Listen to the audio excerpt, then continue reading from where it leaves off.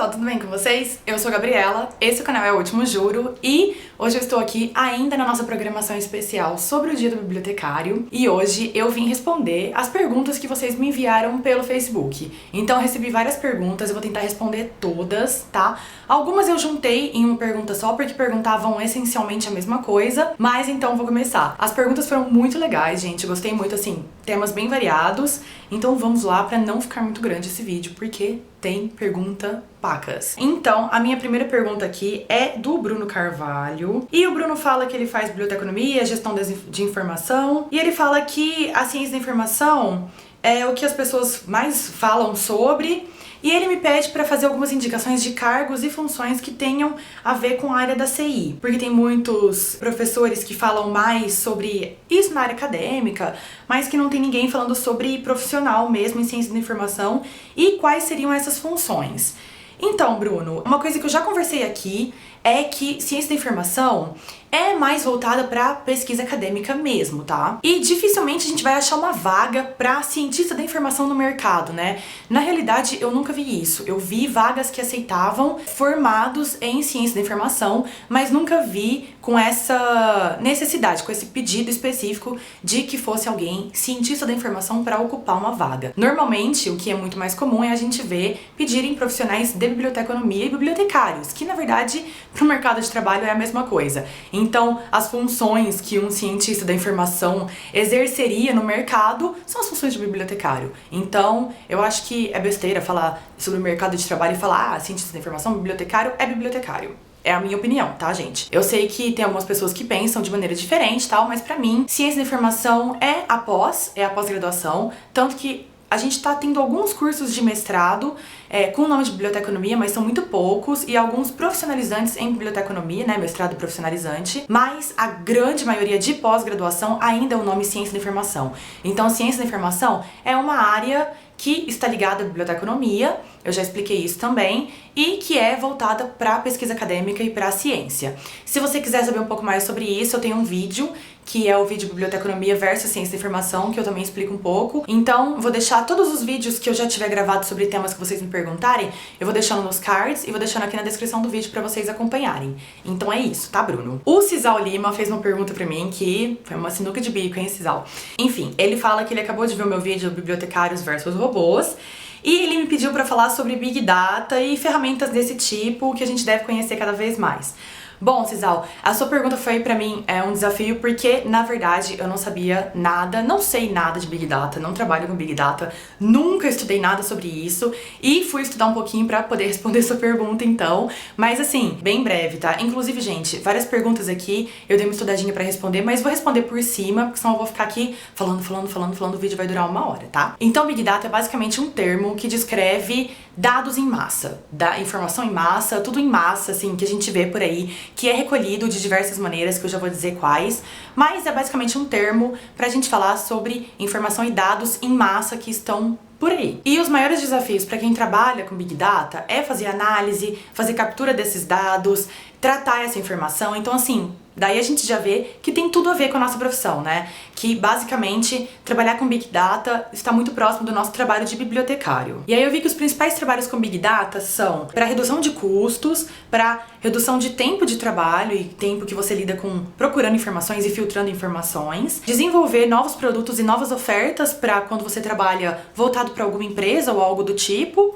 e pra gente conseguir fazer decisões mais rápidas e mais inteligentes. Então, de novo, tem tudo a ver com o nosso trabalho de bibliotecário, né? E da onde vêm esses dados, essas informações e tudo isso que a gente tem no Big Data, em Big Data, não sei qual é a especificação correta. Eles estão principalmente em transmissão de dado, streaming de data, das redes sociais, lá do seu Facebook, que você fala, que você comenta, que você posta coisas, todos aqueles dados, as coisas que você curte, o que você gosta, todos esses dados estão indo lá pro Big Data, tá? E fontes que são disponíveis como, por exemplo, fontes do governo do Brasil, o gov.br, que disponibiliza também dados sobre tudo que você imaginar que tem lá, é tudo que está indo também para o Big Data. Então eu acho que trabalhar com Big Data é muito importante para os bibliotecários, porque tem tudo a ver com a gente, fala sobre informação, e eu acho que é um trabalho diferenciado que a gente pode oferecer para principalmente empresas, né, que estão mais interessadas, porque Big Data também é muito relacionado a custos, diminuir custos, otimizar serviços,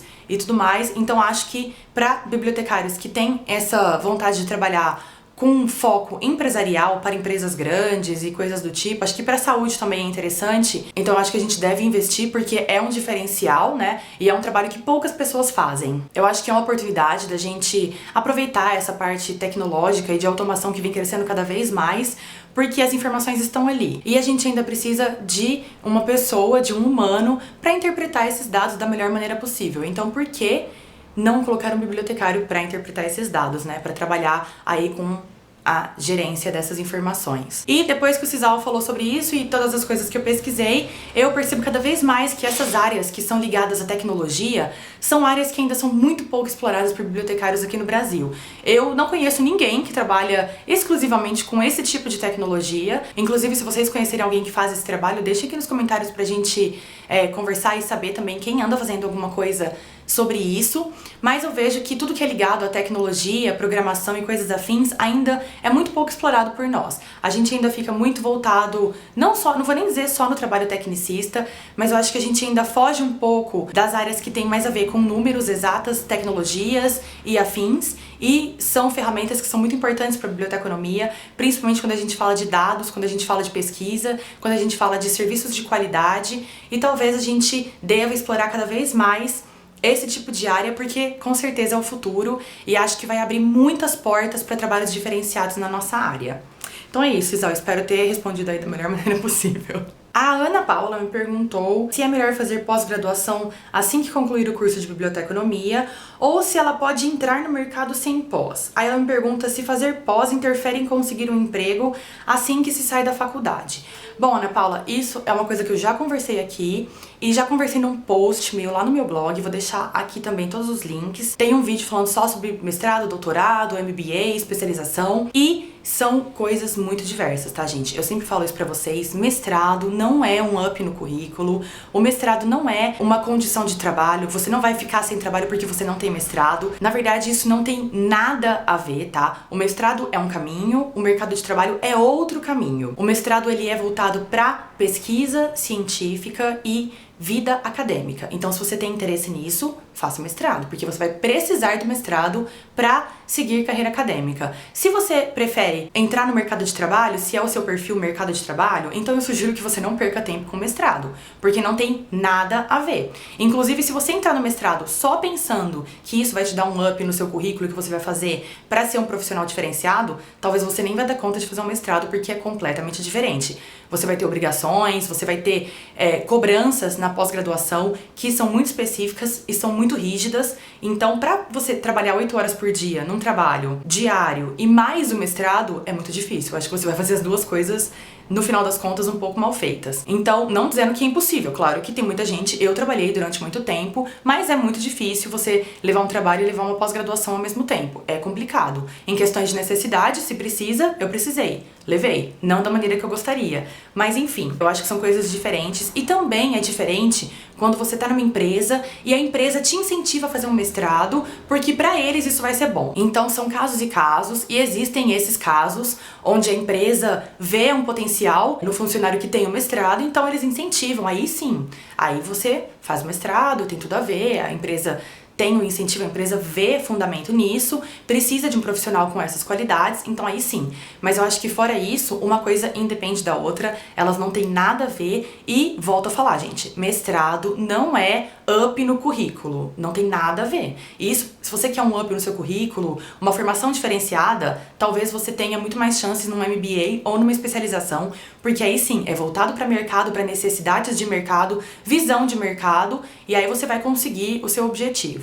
Mas mestrado acadêmico, nada a ver, tá? E aí, a Bianca e a Margarete me fizeram perguntas que são parecidas. A Bianca me perguntou como eu me mantenho informada no mundo literário, bibliotecário, se eu faço assinaturas de periódicos, se eu sigo virtualmente, se eu confiro bases de dados da área com frequência, ou se eu faço isso só no meu tema de pesquisa.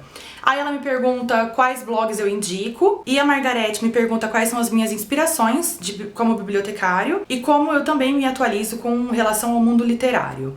Bom, gente, muita gente me perguntou sobre indicações de outros bibliotecários que fazem trabalhos nas redes sociais, no YouTube, então eu não vou listar todos aqui porque eu achei muitos, e todas as minhas indicações vão estar aqui embaixo, é muita gente, e num post lá do blog eu vou fazer um post bonitão lá com todas as indicações, todos os links, todos os trabalhos de bibliotecário que eu conheci nesses últimos meses aí pesquisando. Então vai ficar tudo lá, porque se eu for falar aqui eu vou ficar tipo meia hora só citando todos os lugares que eu encontrei. Então, para essa informação e para todas as outras pessoas, todos os links vão estar aqui embaixo no blog. E aí, sobre essa questão de como eu me informo, se eu sigo periódico, se eu assino, eu não assino por motivos de a maioria deles é muito cara pra ser assinada, né? E, fora isso, existem muitos que estão disponíveis na internet de graça, então você só precisa assinar a newsletter pra você receber. E eu pesquiso essencialmente na minha área por motivos de tempo, né, gente? Então, assim,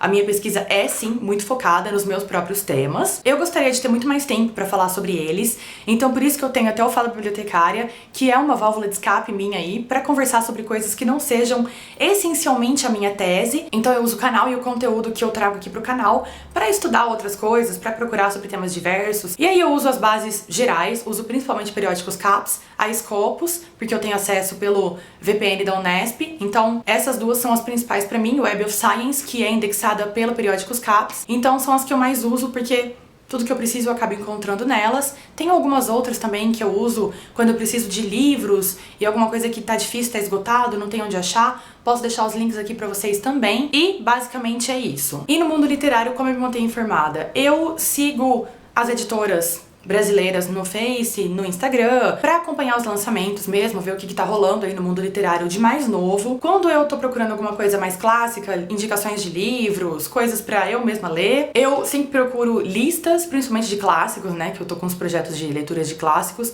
então procuro listas em sites gringos e em sites brasileiros, faço comparação pra ver se todo mundo tá achando as mesmas coisas muito boas, e uso muito o Goodreads. O Goodreads, eu acho que ele tem um sistema de notas que é um pouco melhor do que o Scooby, porque infelizmente aqui no Brasil o Scooby tem muito fã, tem aquela comunidade acalorada de fãs que ficam lá, tipo, dando nota boa, então eu acho que ele não é muito neutro. É difícil você encontrar um livro no Scooby que tem uma nota verdadeira, principalmente quando a gente tá falando de algumas comunidades de fãs aí. Então eu não gosto muito do Scooby, acho que o Scooby não é muito neutro, e o pessoal nunca fala mal, né, gente? Todo mundo fala sempre bem de tudo.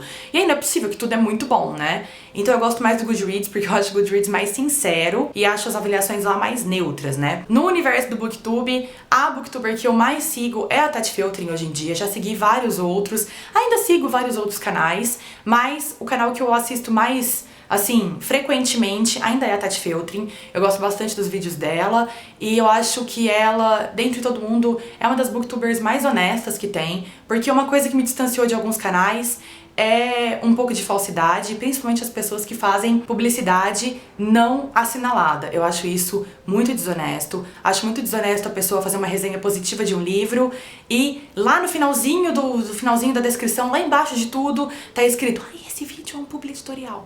E aí a pessoa não menciona em nenhum momento que é um publi editorial. Eu acho desonesto, acho muito feio, e isso tem acontecido em alguns canais que, assim, não vou mencionar porque acho que não tem necessidade. Mas eu sugiro que vocês fiquem cada vez mais críticos com isso, tá, gente?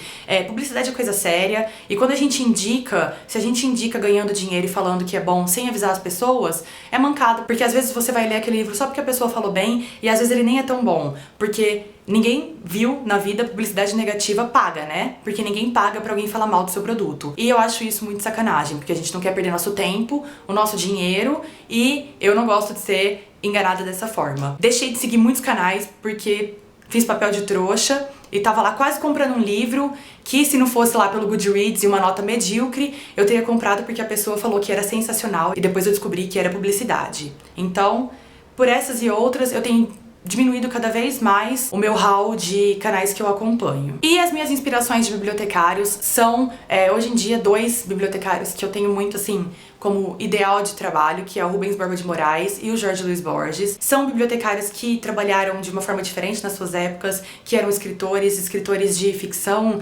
escritores de biblioteconomia, escritores de bibliofilia, e eu acho isso incrível, e eu acho que profissionais que trabalhavam com muito amor, e é uma coisa que a gente vê nitidamente nas obras que estão por aí. Então esses dois bibliotecários são bibliotecários que eu tenho muito como inspiração, e é o tipo de profissional que eu quero ser na minha vida. Versátil, que consiga escrever, que consiga falar sobre vários temas, que consiga atuar em diversos lugares e que consiga inspirar outras pessoas. Gente, eu ainda tenho algumas perguntas pra responder e eu vou dividir esse vídeo em duas partes e vou postar separados pra vocês verem um e outro, porque senão vai ficar tipo um vídeo de meia hora, que é ruim pra subir, é ruim pra vocês assistirem. Então, duas partes, vou finalizando essa por aqui. E se você ainda não é inscrito no canal, não deixe de se inscrever pra não perder nenhuma das novidades. Se você gostou desse vídeo, dê um curtir aqui embaixo pra me ajudar na divulgação, e todas as minhas redes sociais estão aqui na descrição do vídeo. Me sigam por lá também. Vejo vocês na próxima.